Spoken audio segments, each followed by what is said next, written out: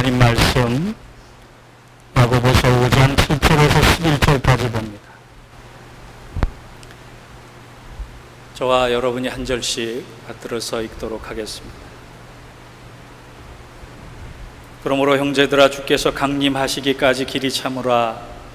보라, 농부가 땅에서 나는 귀한 열매를 바라고 길이 참아 이른 비와 늦은 비를 기다리나니 너희도 길이 참고 마음을 굳건하게 하라. 주의 강림이 가까우니라. 형제들아, 서로 원망하지 말라. 그리하여야 심판을 면하리라. 보라, 심판주가 문 밖에 서 계시니라. 형제들아, 주의 이름으로 말한 선지자들 고난과 오래 참음의 본으로 삼으라. 같이 읽겠습니다. 보라, 인내하는 자를 우리가 복되다 하나니 너희가 욥의 인내를 들었고 주께서 주신 결말을 보았거니와 주는 가장 자비하시고 긍휼히 여기시는 이이시니라. 아멘. 이는 하나님 말씀입니다. 옆 사람과 인사할까요? 당신은 하나님의 선물입니다. 옆 사람과 인사 한번 했으면 좋겠어요. 당신은 하나님의 선물입니다. 본격적인 휴가 시즌이 시작이 되면서 사람들마다 이제 여름 휴가 계획과 쉼을 찾기 위해서 여러 가지 방법을 생각해 냅니다. 그러면서 제일 먼저 떠오르는 성구가 뭐냐 물어보면 마태복음 11장 28절 수고하고 무거운 짐진 자들아 다 내게로 오라 내가 너희를 쉬게 하리라. 여러분, 수고가 한자로 무슨 뜻인지 아세요? 잘했다, 일 해냈다, 장하다 이런 뜻이 아니에요. 수고는 근심 숫자의 괴로울 고자입니다. 한마디로 우리가 매일 수고하고 살아간다라고 하는 것은 매일 근심하고 괴로워한다는 말과 똑같은 거예요. 그러니 우리의 하루하루가 얼마나 힘든 것입니까? 얼마나 무겁고 아픈 것입니까? 잠시 한국을 방문했을 때 사람들이 묻더라고요. 공기 좋은 미국에서 사는 게 얼마나 좋냐고. 제가 그랬어요. 와 살아보라고. 이민자들은 이민자라고 하는 어떤 굴레 하나를 더 쓰고 멍에 하나를 더 지고 살기 때문에 고향에서 사는 것보다 힘들 거다, 그런 얘기를 했어요. 저와 여러분 모두 예외 없이 인생의 무거운 짐을 지고 살아갑니다. 그래서 어떤 사람은 외롭고 어떤 사람은 병들어 있고 어떤 사람은 절망에 빠져 있고 어떤 사람은 궁핍해 있고 어떤 사람은 슬프기만 한 현실에 매일매일 수고가 끝이지 않는다 해도 과언이 아닙니다. 그렇다고 믿음 생활을 한다고 해서 이 수고가 덜어지느냐? 그것도 아니에요.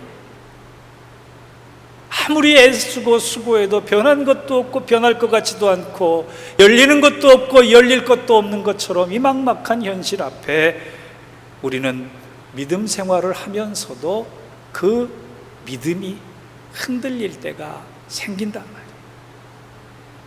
말이에요. 목사라고 여러분 믿음의 길 견고한 토 위에 맨날 서 있는 거 아니에요. 저도 흔들려요. 저도 실족해요. 저도 시험 들어요. 제가 제일 많이 드는 시험이 뭔지 아세요? 기도하고 있으면 사탄 마귀가 저를 찾아와서 이렇게 속삭입니다. 너는 실패한 목사야. 너는 해봤자 소용없어. 그게 끝이야, 다야. 너의 한계야.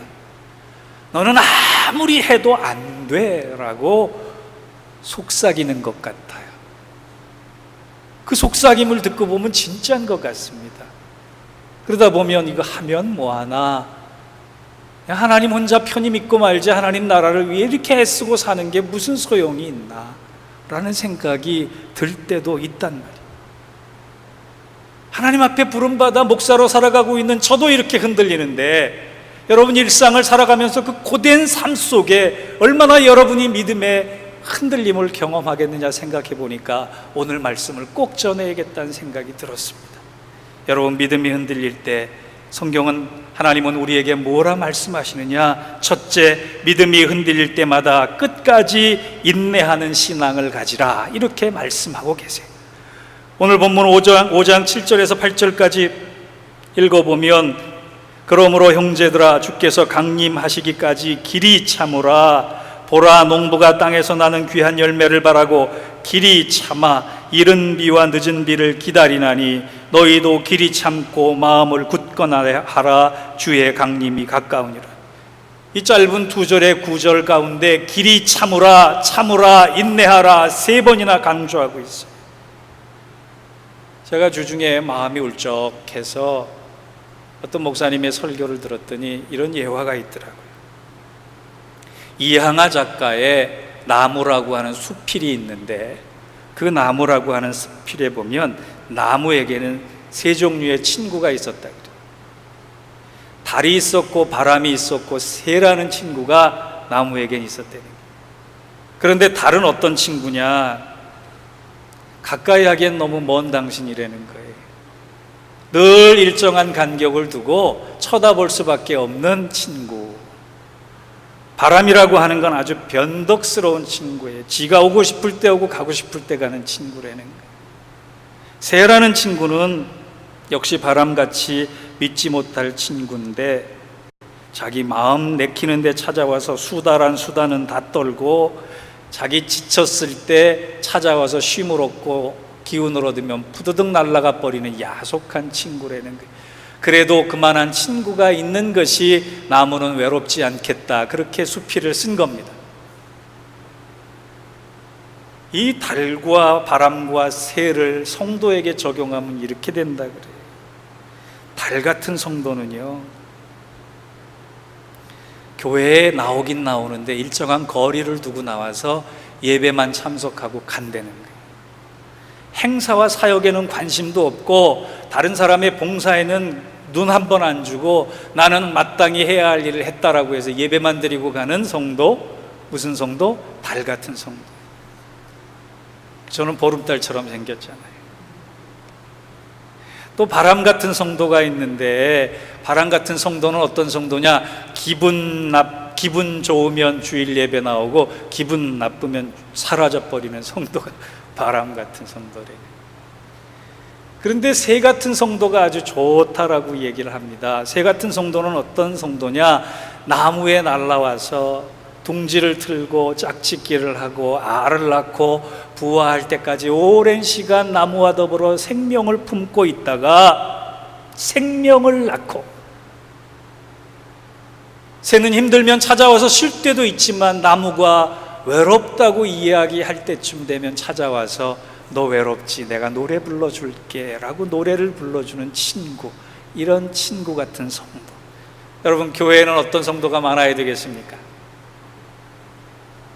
달 같은 성도가 많아야 되겠습니까? 바람 같은 성도가 많아야 되겠습니까? 새 같은 성도가 많아야 되겠습니까? 당연히 새 같은 성도입니다. 둥지를 틀고 찬양도 부르고 생명을 낳을 때까지 함께 있어주는 동역자, 동반자가 성도, 좋은 성도, 함께 있고 싶은 성도예요. 제가 왜 이 말씀을 드리느냐? 여러분, 새가 생명을 잉태할 때까지는, 알을 품고 그 알이 부화될 때까지는 긴 시간 비와 바람과 햇볕을 견뎌야 합니다. 성경은 우리의 믿음을 씨앗이라고 얘기해요. 씨앗은 추수할 때까지 기다려야 하는 법입니다. 야고보서 1장은 인내로 시작해서 야고보서의 5장의 결론이 길이 참으라라고 하는 거예요. 우리의 믿음 생활의 결론을 얻기까지 우리는 기다릴 줄 알아야 합니다. 왜냐하면 주님께서 우리를 기다려 주시기 때문에 그렇습니다.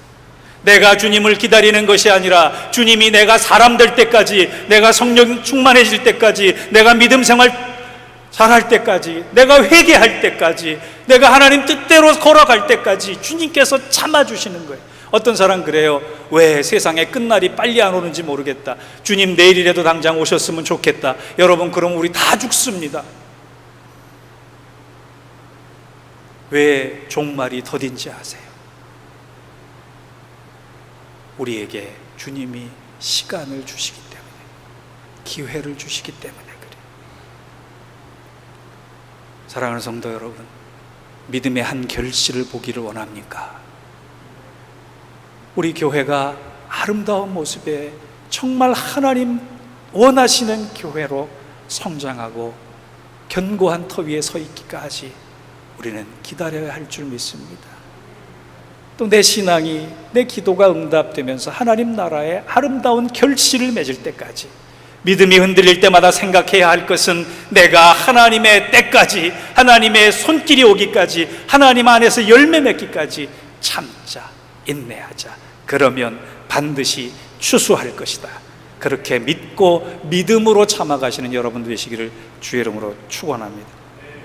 두 번째, 우리 믿음이 흔들릴 때마다 깨달아야 할 것은 남을 원망하기 전에 내 자신을 돌아보는 거예요. 오늘 5장 9절의 말씀은 이렇습니다. 형제들아, 서로 원망하지 말라. 그리하여야 심판을 면하리라. 보라, 심판주가 문 밖에 서 계시니라. 여러분, 우리의 믿음이 흔들릴 때요, 하나님과의 관계도 흔들릴 때가 있지만 사람과의 관계 때문에 믿음이 흔들릴 때가 얼마나 많은지 몰라요. 그런데 다른 사람을 보면 절대로 해결책이 나오지 않습니다. 내가 다른 사람 때문에 믿음이 흔들릴 때는 우선 나를 쳐다봐야 해요. 창세기 13장에 보면 애굽에서 아브라함, 믿음의 조상 아브라함이 자기 아내를 팔아먹는 파렴치한 짓을 합니다. 근데 하나님이 벌 주셔야 되잖아요. 하나님이 벌 주시지 않고 일가 친척에게 금은 보화를 통해 축복해 주셨어요. 왜 축복해 주셨겠어요? 다른 일가 친척들은 내가 애굽에 와서 하나님께 큰 은혜 받고 축복받았다 그렇게 착각하고 있는 동안 아브라함만이 내가 하나님 앞에 벌받아 마땅한데, 이런 파렴치한 죄를 짓고도 하나님 앞에 책망받아 마땅한데 하나님이 지금 금은 보화와 나귀와 낙타와 이 재산을 주신 것이 무슨 뜻인가 자기를 돌아보게 됐을 때, 하나님이 내게 책망 대신에 은혜의 야단을 치시는구나 생각해서 제일 먼저 달려가서 회개하고 여호와의 이름을 부르며 단을 쌓았다, 예배 드렸다, 그렇게 기록하고 있어요. 그게 창세기 13장 1절에서 4절까지입니다. 아브라함이 애굽에서 그와 그의 아내와 모든 소유와 롯과 함께 네겝으로 올라가니 아브라함에게 가축과 은가금이 풍부하였더라. 그가 네겝에서부터 길을 떠나 베델에 이르매 베델과 아이 사이 곧 전에 장막 쳤던 곳에 이르니 그가 처음으로 제단을 쌓은 곳이라. 그가 거기서 여호와의 이름을 불렀더라. 여러분, 우리 실수할 수 있어요. 우리 잘못할 수 있어요. 그런데 그 다음이 중요해요. 우리 갈등할 수 있어요. 아파할 수 있어요. 그 다음이 중요해요. 오늘 본문을 보면 남을 원망하라 하지 않고 자기 자신을 돌아보라 그렇게 얘기했어요. 여러분, 집에서 무슨 부부의 유형인지 한번 잘 판단해 보세요. 요즘 부부는 8가지 부부의 유형이 있대요. 1번, 서로 당체 대화라고 하는 것은 절대 안 하는 침묵 부부가 있대요. 둘째, 항상 서로 짜증내어서 부어있는 퉁명 부부가 있대요. 셋째, 남편이나 아내를 돈 벌어오는 기계로 하는 돈돈 부부가 있대요. 넷째, 맨날 사소한 일로 꼬치꼬치 깨묻는 달달 부부가 있대요. 다섯째, 장점을 안 보고 험담만 열심히 부부간에 하는 험담 부부가 있대요. 여섯째, 서로 선을 딱 끊고 이제 여기는 침범하지 마, 당신 몰라도 돼라고 하는 비밀이 많아지는 비밀 부부가 있대요. 일곱째, 서로 포기하고 방까지 따로 쓰는 따로 부부가 있대요. 여덟째, 7번째까지는 다 나빴는데 8째 한 가지만 좋으면 돼. 사랑 부부라는 거예요. 여러분, 사랑 부부 되고 싶잖아요. 근데 사랑 부부는요, 사랑이 많아서 사랑 부부가 아닙니다. 서로의 허물과 서로의 잘못을 발견했을 때 자기 자신을 먼저 돌아보며 자기 자신의 부족함까지 사랑해주고 살아주는 남편과 아내가 고마운 거예요. 그러니까 사랑이 나오죠. 여러분, 이 부부간에만 이 일이 될 일도 아닙니다. 교우간에도 이 일이 되는 거예요.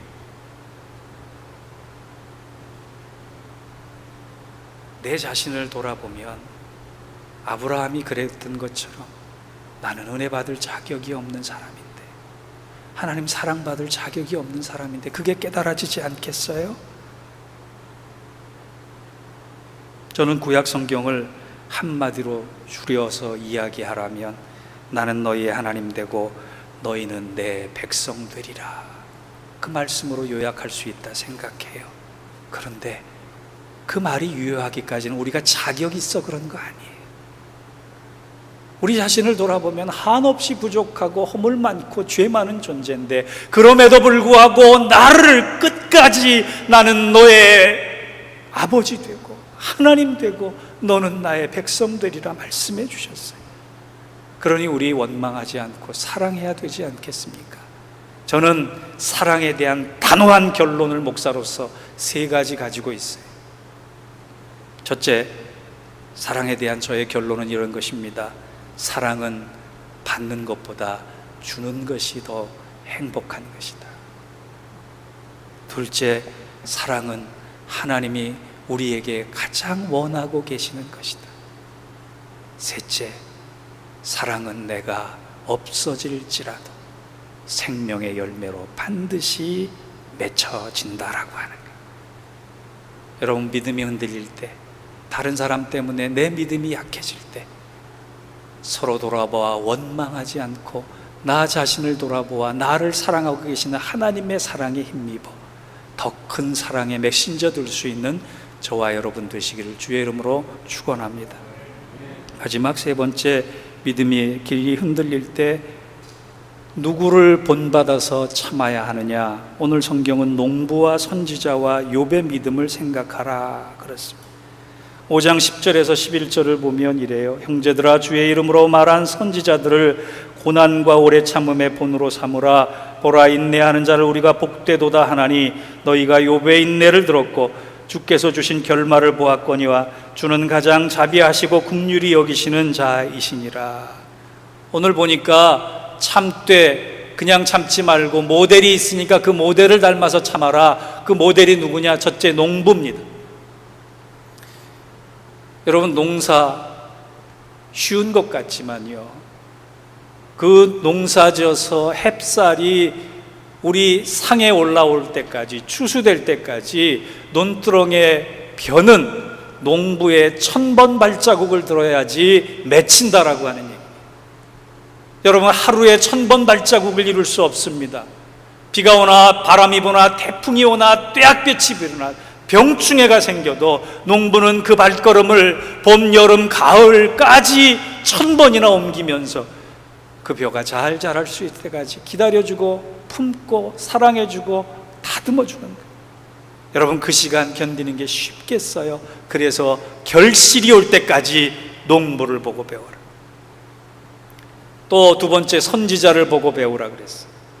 여러분, 선지자라고 하는 것이 명예스러운 것 같죠? 구약 예언서를 읽어보세요. 예언서 중에 이스라엘 백성에게 선포했던, 이방 나라에 하나님의 말씀을 전했던 선지자 중에 행복했던 사람이 어디 있었습니까? 제가 늘 얘기했듯이 예레미야는 착고에 채워졌는데 그 착고가 춘향이가 매던 발에서 목에 갈렸던 착고가 아니라 머리와 허리를 뒤집어 놓고 거꾸로 매달아서 허리가 끊어질 듯한 착고를 매는 그 고통 속에서도 하나님의 말씀을 전했던 사람이에요. 에스겔이라고 하는 선지자는 눈물 골짜기 지나면서 똥을 먹어야 했던 사람이고, 아내가 죽어도 슬퍼하지 말라라고 하는 하나님의 말씀을 들었던 사람이고, 누워서 자지도 못했던, 마음껏 편히 눕지도 못했던, 그러면서 그 애타는 고통 속에 하나님의 말씀을 감당할 수밖에 없었던 선지자는 그렇게 고통 속에 있으면서도 세상은 그들을 향해서 한 번도 박수 쳐주지 않았습니다. 선지자들은 세상에 박수 받는 사람이 아닌 사람들의 표본이에요. 우리가 선지자를 본받으라라고 하는 것은 세상의 갈채와 박수 받고 살아라고 하는 것이 아니라, 히브리서 12장 1절에 3절 말씀처럼 허다한 믿음의 선진들이 우리를 지켜보고 있고 마지막 날 우리를 향해 박수 쳐주기 위해 기다리고 있다는 말씀처럼, 우리는 하나님 그 박수 받을 때까지 주의 일을 감당하는 사람, 추수하는 사람, 결실 보는 사람이어야 합니다. 히브리서 기자는요, 믿음의 선진들을 관중이라 하지 않았어요. 증인이라 그랬습니다. 우리를 지켜보고 있는, 그냥 지켜보는 게 아니라 박수 쳐주기 위하여 지켜보고 있는 거예요. 여러분, 저와 여러분, 세상에 박수갈채 없어도 믿음의 선진들, 그리고 우리를 기다리시는 주님의 박수 그날 받을 때까지 참아냅시다. 그 참음과 인내가 열매가 되어야 할 줄 믿습니다. 마지막 세 번째로 욥에게서 배우는 인내는 뭐냐? 여러분, 욥의 친구들은요, 좋은 사람 같은데 욥기를 잘 읽어보면 좋은 사람들 아니에요. 은연중에 까탈스럽게 욥을 비판합니다. 욥을 비웃습니다.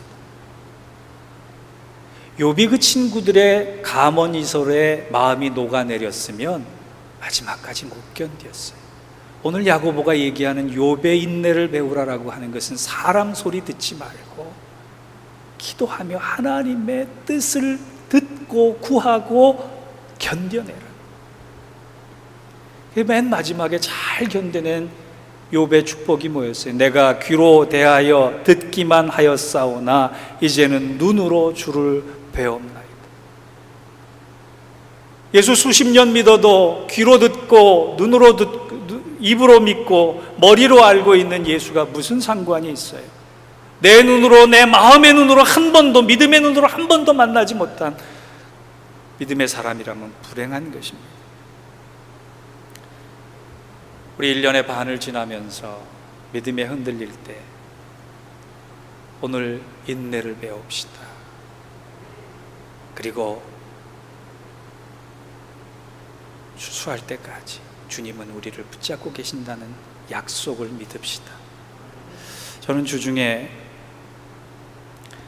짐 엘리엇 선교사의 책을 다시 한번 펴서 그분이 많은 이야기 중에 제게 던져준 3개의 글귀를 다시 한번 마음에 새겼습니다. 그게 뭐냐? 주님, 성공하게 하소서. 높은 자리에 오른다는 것이 아니라 제 삶이 하나님을 드러내는 가치를 아는, 그대로 사는 그 성공을 하게 해 주옵소서. 또 하나는, 하나님, 제가 감히 하나님께 기도합니다. 이 부족한 나의 나무 토막 같은 인생에 주여 불을 붙여 주옵소서. 제가 주를 위해 탈 수 있도록 나의 삶을 소멸시켜 주시고, 나는 오래 살기를 원치 않지만 하나님 안에서 전능자의 그늘 아래서 완전하고 풍성하게 살기를 원합니다. 또 하나, 결코 놓치지 말아야 하는 것을 얻기 위해 언젠가 놓아야 할 것을 포기하는 사람은 현명한 사람이다. 사랑하는 성도 여러분, 믿음의 길을 걸어갈 때 기억할 것은 끝까지 인내하자. 나 자신을 돌아보아 하나님의 사랑을 깨닫자. 그리고 욥과 농부와 선지자처럼 참아내서 마지막 날 하나님 박수 받고 나 같은 나무 토막 같은 인생이 활활 타올라 하나님 나라의 일꾼 되었다, 감사와 찬송 돌릴 수 있는 그 은혜와 축복과 견고한 믿음이 우리 안에 있기를 주의 이름으로 축원합니다. 기도하겠습니다. 하나님, 우리가 풍성한 삶을 살기를 원합니다. 그런데 그 비밀은 풍성하기까지 견뎌내는 것이고 참아내는 것이고 이겨야 함을 믿습니다. 우리가 많은 일들을 감당할 때 얼마나 흔들리고 부족하고 그리고 낙심하는지 모릅니다. 살아가는 성도들, 낙심하고 좌절하고 흔들릴 때마다 주여, 전능자의 그늘 아래 풍성한 그날을, 하나님의 박수를 받을 그날까지 믿음으로 잘 인내하고 승리할 수 있어 풍성한 추수의 열매를 허락받는 믿음의 사람들 되게 하여 주시고, 그 일터와 가정과 삶의 현장 되게 하여 주옵소서. 예수님의 이름으로 기도하옵나이다. 아멘.